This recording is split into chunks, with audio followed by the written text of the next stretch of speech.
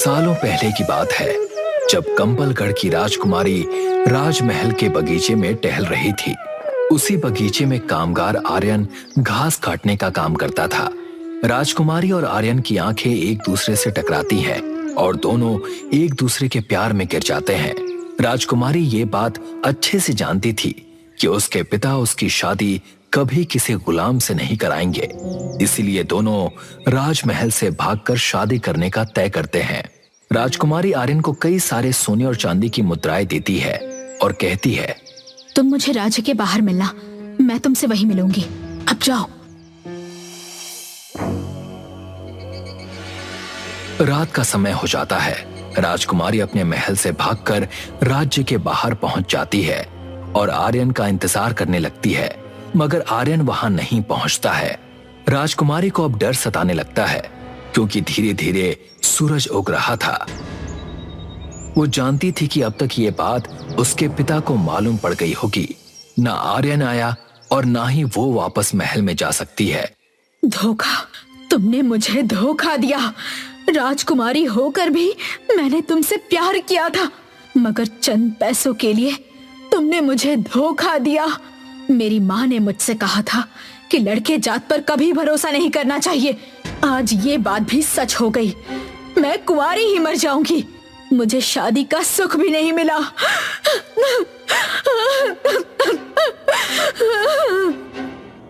राजकुमारी अपने पल्लू को पेड़ पर बांधकर उससे फांसी लगा लेती है, मगर उसका लड़के जात पर क्रोध आज भी कंबलगढ़ पर छाया हुआ है। आखिर ऐसा क्या हुआ था आर्यन के साथ? क्या वो सच में राजकुमारी का धन लेकर भागा था या फिर किसी और वजह से राजकुमारी के पास पहुंच नहीं पाया? गांव वाले राजकुमारी के प्रेत को स्त्री के नाम से जानते थे। आए दिन वो स्त्री कंबलगढ़ से पुरुषों को उठाकर ले जाती थी। कोई रात 8 बजे के बाद बाहर नहीं निकलता था, मगर ये बात कई बार लोग भूल जाते थे। जैसे एक बार एक नाई दारू के नशे में धुत होकर ये भूल गया और 8 बजे के बाद अपने घर से निकल गया। ये दारू दारू दो मुझे। कौन स्त्री? मैं किसी स्त्री को नहीं जानता। वो आदमी दारू के नशे में धुत था। तभी पीछे से उसे स्त्री की आवाज आती है, दारू पिएगा? मैं तुझे पिलाती हूँ दारू, जिससे तू हमेशा नशे में रहेगा। अगर स्त्री पीछे से आवाज दे तो कभी पीछे मुड़कर नहीं देखना चाहिए, मगर वो आदमी पीछे मुड़ जाता है। लाओ भाई मेरी दारू दो। स्त्री स्त्री या उस दिन के बाद से वो आदमी कहीं नजर नहीं आया। उसके बच्चे अम्मू और विशाल दोनों हर जगह अपने पिता को ढूंढते हैं, मगर वो कहीं नहीं मिलते हैं। अम्मू और विशाल बेबस और नाराज हो जाते हैं। सारा गांव उन्हें एक ही बात कहता है कि उनके पिता को स्त्री उठाकर ले गई है। अम्मू किसी भी तरह अपने पिता को उस स्त्री के चंगुल से छुड़ाना चाहती थी, इसीलिए वो अपने भाई विशाल के साथ एक पुस्तकालय में जाती है ताकि वो उस स्त्री के बारे में और जानकारी जुटा सके। वहां जाते ही विशाल को एक किताब मिलती है जिसमें स्त्री की सारी कहानियां लिखी हुई थी। दोनों मिलकर वो किताब पूरी पढ़ लेते हैं। मतलब वो राजकुमारी ही स्त्री है। जब उसका प्रेमी आर्यन उस रात उससे मिलने नहीं आया, तब उस राजकुमारी ने अपनी जान दे दी थी। दीदी, मगर इसमें स्त्री के चंगुल से पुरुषों को कैसे छुड़ा सकते हैं, ये कहीं नहीं लिखा है। कौन है वहां? पुस्तकालय के इस भाग में आना मना है। जिस भाग में स्त्री की कहानी की किताब रखी थी उस भाग में जाना मना था। वहां पर लाइब्रेरियन आ जाती है और अम्मू और विशाल को पकड़ लेती है। लाइब्रेरियन उनसे पूछती है कि वो लोग यहाँ क्या कर रहे थे और अम्मू अपने पिता की बात लाइब्रेरियन को बताती है। तो तुम दोनों अपने पिता को उस स्त्री के चंगुल से छुड़ाना चाहते हो। उस स्त्री ने कई पुरुषों को गायब किया है, मगर आज तक कोई वापस नहीं आया। प्लीज आप मुझे बताइए कि मैं अपने पिता को उस स्त्री से कैसे छुड़ा सकती हूँ। लाइब्रेरियन शेल्फ में से एक किताब निकालती है। किताब का नाम सरकटा होता है। स्त्री पुरुषों से नफरत करती है क्योंकि उसे लगता है आर्यन ने उसे धोखा दिया था। मगर क्या सच में आर्यन राजकुमारी को धोखा देकर उससे पैसे लेकर भागता है? इस किताब में आर्यन की कहानी है और तुम्हारे सवाल के सारे जवाब भी। ऐसा क्या हुआ था उस रात आर्यन के साथ? तुम मुझे राज्य के बाहर मिलना, मैं तुम्हें वहीं मिलूंगी। अब जाओ। ठीक है, जैसे ही रात होगी तुम इस महल से भाग जाना। मैं ये सोने चांदी की मुद्राएं लेकर राज्य के बाहर मिलूंगा और हमेशा हमेशा के लिए हम इस राज्य से दूर चले जाएंगे। राजकुमारी रात होते ही अपना महल छोड़ देती है, मगर एक सिपाही राजकुमारी को महल से भागते हुए देख लेता है और सीधा जाकर राजा को बता देता है। राजा गुस्से में आ जाते हैं और सोचने लगते हैं कि उसकी बेटी महल छोड़कर क्यों भाग रही है। तभी राजा की पत्नी राजा से कहती है, मैंने उसे कई बार अपने गुलाम आर्यन के साथ देखा है, उसे बुलाकर पूछ लीजिए महाराज। तभी सिपाही वापस राजा के पास आता है। महाराज, बगीचे की देखरेख करने वाला आर्यन महल से सोने चांदी की मुद्राएं लेकर भाग रहा था, हमने इसे पकड़ लिया है। राजा जाकर उस गुलाम से पूछता है कि उसकी बेटी कहाँ पर है और तुम्हें ये सोने चांदी किसने दिए हैं। आर्यन निडर होकर राजा को सारी बातें बताता है। मैं आपकी बेटी से बहुत प्यार करता हूँ और आपकी बेटी भी मुझसे बहुत प्यार करती है, इसलिए हम भागकर आपकी दुनिया से दूर जा रहे थे। महाराज, हम दोनों की शादी करा दीजिए। राजा ये बात सुनते ही अपनी तलवार निकालकर आर्यन का सिर धड़ से अलग कर देता है और उसकी लाश को उसी बागीचे में गाड़ देता है। स्त्री की आत्मा इस गांव में आज भी भटक रही है और पुरुषों को पकड़ रही है, क्योंकि उसे लगता है आर्यन ने उसे धोखा दिया था, जो कि सच नहीं है।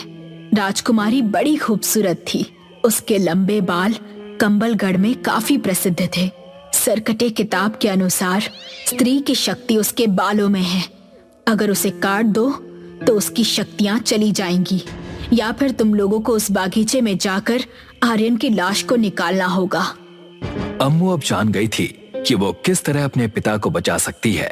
अगले दिन तक वो इंतजार करती है। रात का अंधेरा अपने चरम पर था।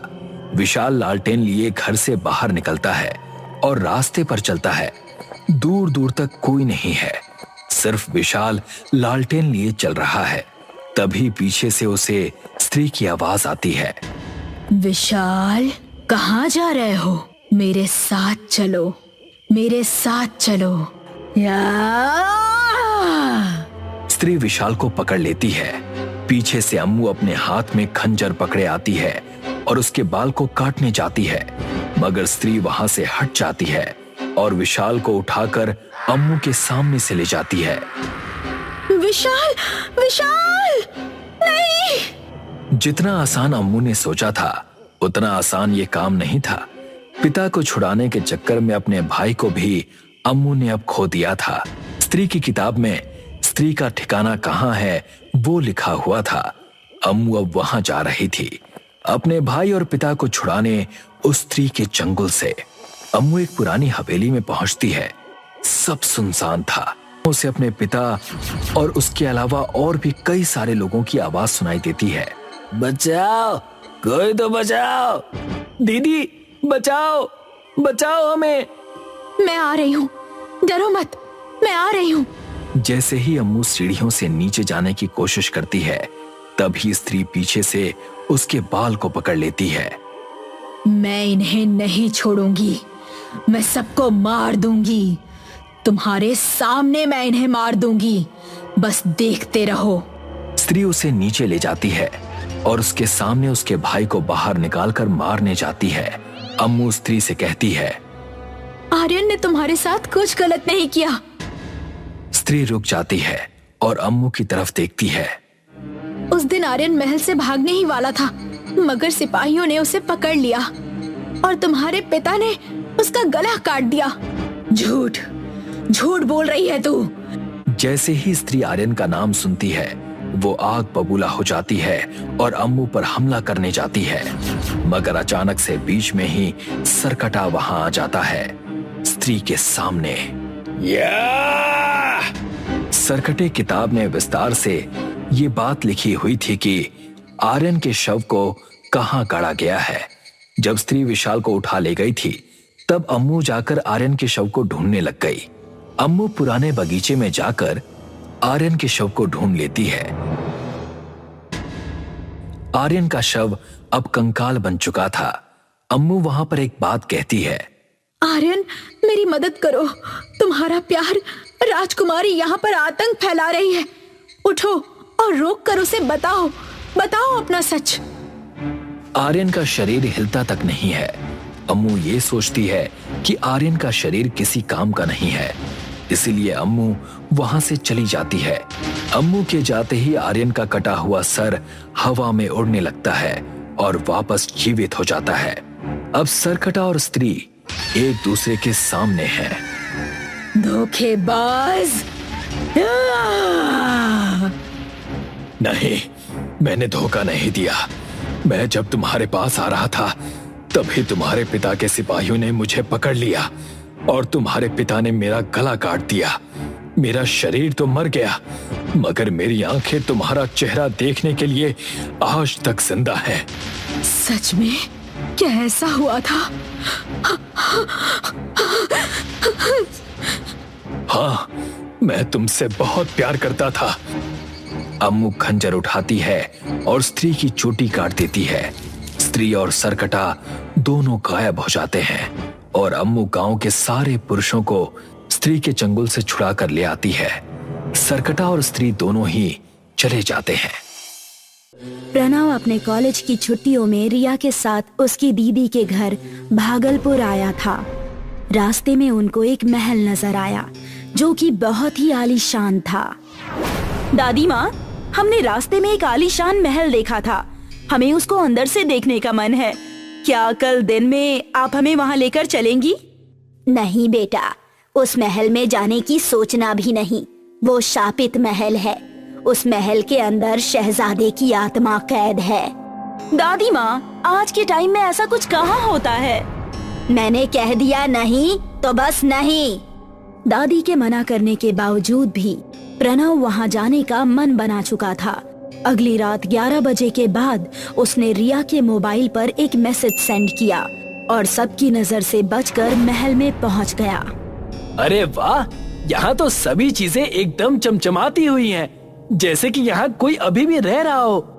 वो महल में काफी देर तक घूमता रहा। शहजादी, कहाँ हो मेरी शहजादी? कौन है? प्रणव ने देखा कि कॉरिडोर में कुछ ही दूर पर एक शख्स पीठ किए हुए खड़ा हंस रहा है।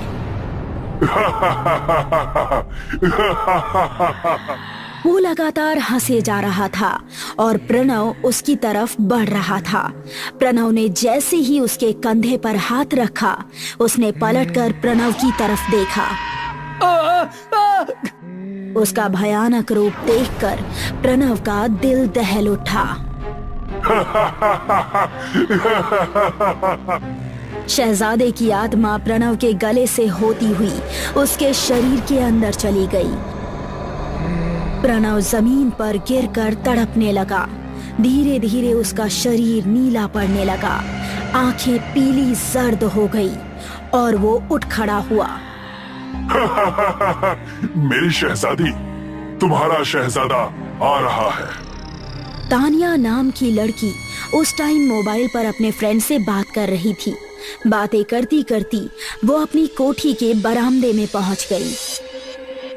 उसने देखा कि उसके सामने एक रथ आकर रुक गई, जिसमें भयानक शहजादा बैठा हुआ था। आ जाओ मेरी जान, आज रात मैं तुमको अपनी शहजादी बनाऊंगा। उसने जबरदस्ती तानिया को अपनी रथ में बिठा लिया। रथ अपने आप चल पड़ा और महल के सामने जाकर रुक गया। तानिया लगातार चिल्ला रही थी। वो बहुत ही डरी सहमी हुई थी। शहजादे ने उसको खींचते हुए महल के एक कमरे में ले गया। उसने तानिया को बेड पर लिटा दिया। तानिया के मुंह से कुछ भी नहीं निकल पा रहा था। वो खौफ भरी निगाहों से उसको देखे जा रही थी। शहजादा उसके करीब चला गया और तानिया की चीखें महल के बाहर तक गूंजने लगी। उसकी चीखें महल के आसपास रह रहे लोगों तक पहुंचने लगी। सुबह तानिया की लाश महल से थोड़ी ही दूर चौराहे पर पड़ी मिली और ये पूरी बात गांव में फैल गई। ये क्या, प्रणव का मैसेज? वो भी रात को ही आया हुआ है। रिया, मैं महल के अंदर जा रहा हूँ, सुबह होने से पहले वापस आ जाऊंगा। अगर किसी को शक हो तो बात संभाल लेना। रिया परेशान हो गई और प्रणव के कमरे में जाकर देखा तो वो अपने कमरे में नहीं था, लेकिन दादी वहाँ मौजूद थी। रिया बेटा, तुम्हारा दोस्त कहाँ चला गया? अभी उसको जगाने कमरे में आई थी, लेकिन वो तो यहाँ है ही नहीं। दादी माँ, वो ऐसा ही है, उसको घूमने का बहुत शौक है ना, जब मन होगा अपने आप आ जाएगा। रिया ने बहाना बनाते हुए कह दिया, लेकिन प्रणव वापस नहीं आया। उस रात गांव के कई लोगों ने शहजादे को रथ पर घूमते हुए देखा। शहजादा फिर से एक लड़की को उठाकर अपने महल में ले गया। रिया ने सोचा कि अब उसको दादी से बात कर लेनी चाहिए और उनको सच बता देना चाहिए। दादी माँ, गांव में हर कोई यही जानकर हैरान है कि शहजादे की आत्मा महल से बाहर कैसे आई। शायद मैं उसकी वजह जानती हूँ। तुम उसके बारे में क्या जानती हो? आपके मना करने के बावजूद प्रणव महल के अंदर गया था। उसी रात से शहजादे को भी देखा जा रहा है और उसी रात से प्रणव भी गायब है। तुमने ये बात मुझसे छिपाकर ठीक नहीं किया। हमें अभी चलकर ओझा बाबा से मिलना पड़ेगा। अब वही बता सकते हैं कि आगे क्या करना है। उस महल की कहानी बहुत भयानक है। वो महल राजा इंद्र सिंह का था, जिनका एक ही बेटा था, शहजादा रविंद्र सिंह। शहजादा बहुत ही क्रूर था। उसके मन में वासना के अलावा और कुछ नहीं था। वो गांव की सुंदर कन्याओं को उठाकर उनको एक रात के लिए अपनी शहजादी बना लेता था और उसके बाद उन्हें छोड़ देता था। जब राजा को इस बात की खबर हुई तो उन्होंने शहजादे को मरने के लिए एक कमरे में बंद करवा दिया। कई दिनों के बाद जब शहजादा मर चुका था तब उस कमरे को खोला गया, लेकिन उनको पता नहीं था कि शहजादे ने अपने आखिरी दिनों में भूखे पेट शैतान की उपासना करके कुछ काली शक्तियां हासिल कर ली थी और उसी वजह से मरने के बाद उसकी आत्मा ने महल के सभी लोगों को खत्म कर डाला। लेकिन उसकी आत्मा महल में ही कैद होकर रह गई। उसको महल से आजाद होने के लिए एक सही सलामत शरीर की जरूरत थी। जरूर उसने प्रणव के शरीर का इस्तेमाल किया और महल से आजाद हो गया। क्या शहजादे को फिर से महल में बंद नहीं किया जा सकता? किया जा सकता है, लेकिन इससे तुम्हारी जान जाने का खतरा है। ओझा ने रिया को उपाय बता दिया। उसी रात वो पीपल के पेड़ के पास लाल लहंगा चुनरी पहनकर तैयार होकर खड़ी हो गई। कुछ देर बाद शहजादा अपनी रथ से वहाँ से गुजर रहा था। वाह, कितनी खूबसूरत हो तुम। आज तो ज्यादा मेहनत नहीं करनी पड़ी। आज की रात तुम मेरी शहजादी बनोगी। नहीं, शहजादे ने उसको रथ पर बिठा लिया और उसको लेकर महल पहुंच गया। रिया दुल्हन के रूप में उसके सामने थी। शहजादे ने उसका हाथ पकड़ा और उसको अपने करीब खींच लिया। रिया की कमर पर उसके हाथ बेतहाशा रेंग रहे थे, लेकिन रिया बिना कुछ किए बस बार बार घड़ी की तरफ देख रही थी। 11 बजने में अभी कुछ ही सेकंड्स रह गए थे। शहजादा उसके गले पर हाथ फेर रहा था। वो रिया को चूमने ही वाला था, तभी रिया ने देखा कि 11 बज चुके हैं और उसको ओझा की बात याद आई। आज पूर्णिमा की रात है। रात 11 से 12 बजे के बीच उसकी शक्तियां कमजोर पड़ जाएंगी। सिर्फ इसी बीच उसको खत्म किया जा सकता है। रिया ने अपनी कमर से लहंगे में छिपा चाकू निकाला और तेजी से उसके पेट में घोंप दिया। वो भयानक आवाज में चीखने चिल्लाने लगा और उसने प्रणव का शरीर छोड़ दिया। अब प्रणव नॉर्मल हो चुका था, लेकिन उसे बहुत ही गहरा घाव लगा था। ये तुमने क्या किया रिया? मुझे माफ कर देना प्रणव। तुम्हारे शरीर पर शहजादे की आत्मा ने कब्जा कर लिया था। उसी को मारने के लिए मुझे ऐसा करना पड़ा। उससे कुछ नहीं होने वाला। अगर वो जिंदा रहा तो मैं फिर से इसके शरीर में घुस जाऊंगा। ये सुनकर प्रणव उसी टाइम खिड़की से बाहर कूद गया। अब महल में सिर्फ रिया और उस शहजादे की आत्मा ही मात्र बचे थे। रिया तेजी से बाहर की तरफ भागी। बाहर ओझा तैयार खड़ा था। उसके हाथ में कुछ कीलें थी और दूसरे हाथ में एक हथौड़ा। रिया झट से बाहर आकर ओझा के पीछे खड़ी हो गई। शहजादे की आत्मा ओझा को देखकर वहीं रुक गई। अब तुम यहाँ से कभी नहीं निकल सकते। मैंने ये अभिमंत्रित कीले चारों तरफ महल में ठोक दी है, बस ये आखिरी बाकी है।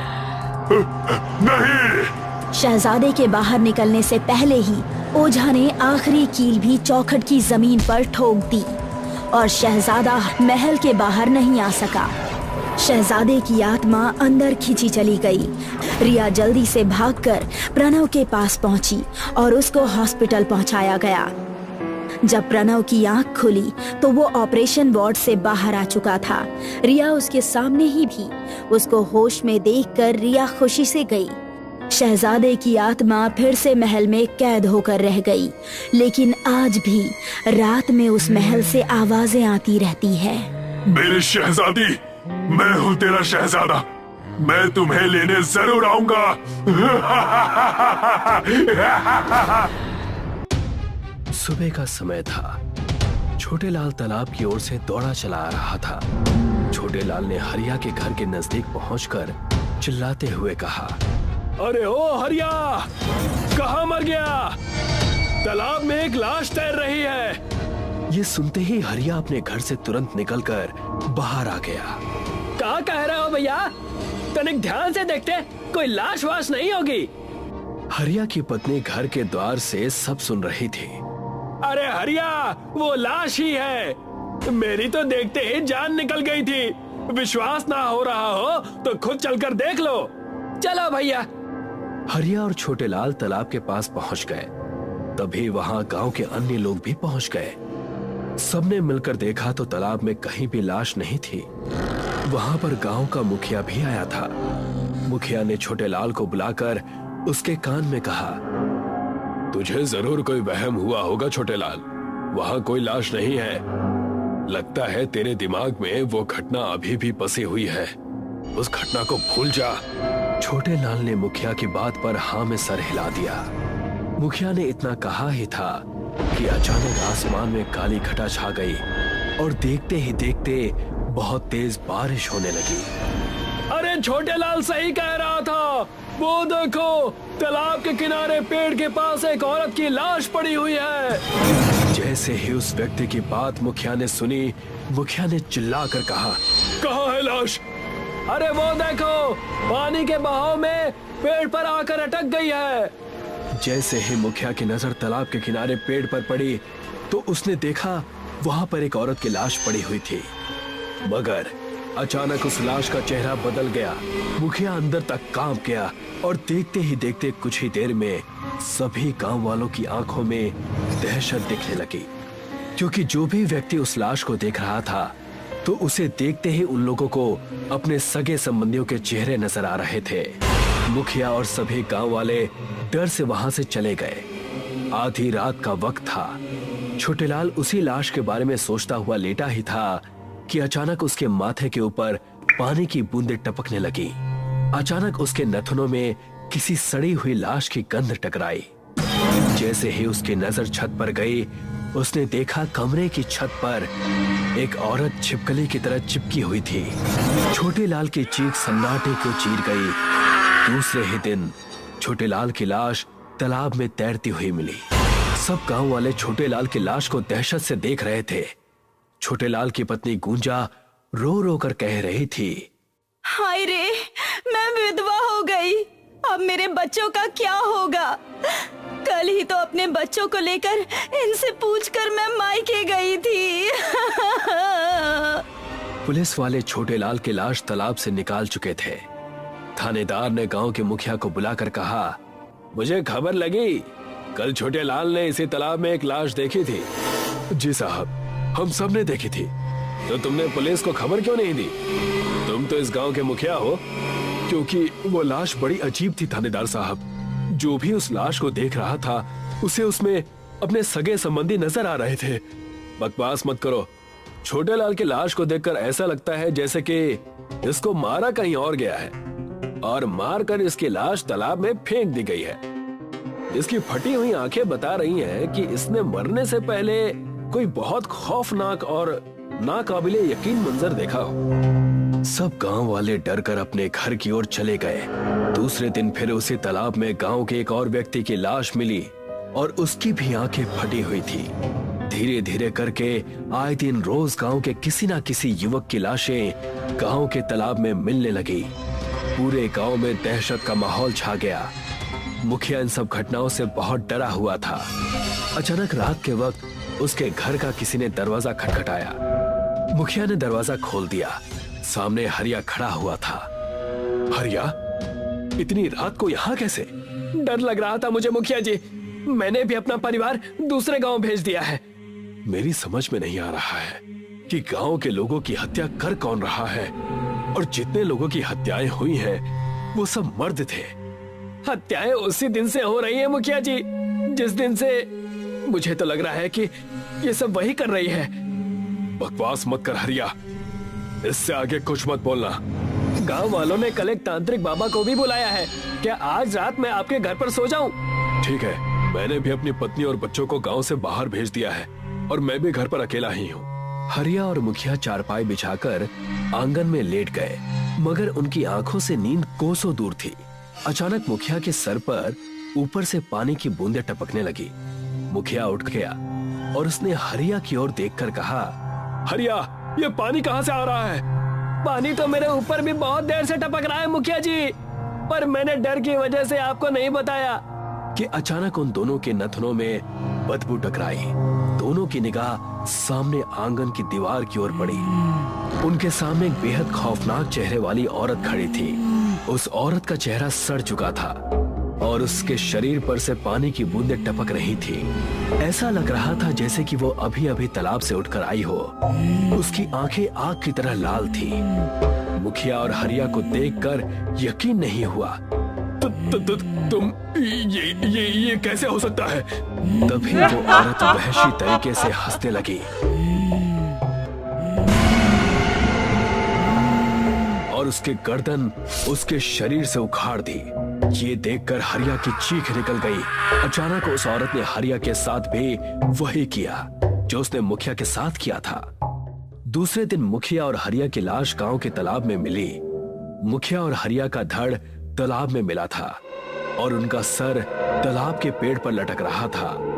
हरिया और मुखिया की लाश को देखकर सभी गांव वाले कांप गए। तभी गांव में वो तांत्रिक आ गया।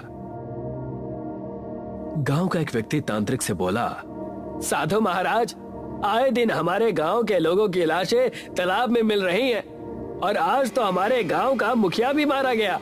तुम चिंता मत करो, मैं देखता हूँ। तांत्रिक अपनी आंखें बंद करके मंत्र पढ़ने लगा। देखते ही देखते आसमान में काली घटा छा गई। अचानक साधु ने अपने झोले से लाल रंग का सिंदूर निकालकर तालाब में फेंक दिया। जैसे ही सिंदूर तालाब में गिरा, अचानक तालाब के अंदर से एक भयानक चेहरे वाली औरत निकलकर सामने आ गई। सभी गांव वालों के डर से रोंगटे खड़े हो गए। कौन है तू? क्या नाम है तेरा? बंजारन। क्यों मार रही है तू इन गांव वालों को? चला जा यहाँ से। मैं तुझे क्यों बताऊं? सीधी तरह से बता, इन लोगों ने तेरा क्या बिगाड़ा था? मैं एक बंजारन थी और इसी गांव में रहती थी। इस गांव के मुखिया ने मुझे ऊंचे ऊंचे सपने दिखाकर मेरे साथ शारीरिक संबंध बनाए और जब मैंने उससे शादी की जिद की तो उस मक्कार ने अपने साथी हरिया और छोटे लाल की मदद से मुझे इसी तालाब में फेंक दिया। तेरा बदला पूरा हो गया, अब चले जा यहाँ से। नहीं जाऊंगी जब तक मैं सारे गांव के मर्दों को मारकर इस तालाब में नहीं फेंक दूंगी। मुझे मर्द जात से नफरत है। तांत्रिक की आंखों में क्रोध झलकने लगा। उसने अपनी झोली से एक मटकी निकाली और मंत्र पढ़कर जैसे ही उस मटकी की ओर फूंके, अचानक बंजारन की आत्मा बुरी तरह चीखने लगी और धुआं बन के मटकी के अंदर चली गई। तब जाकर सब गांव वालों ने राहत की सांस ली।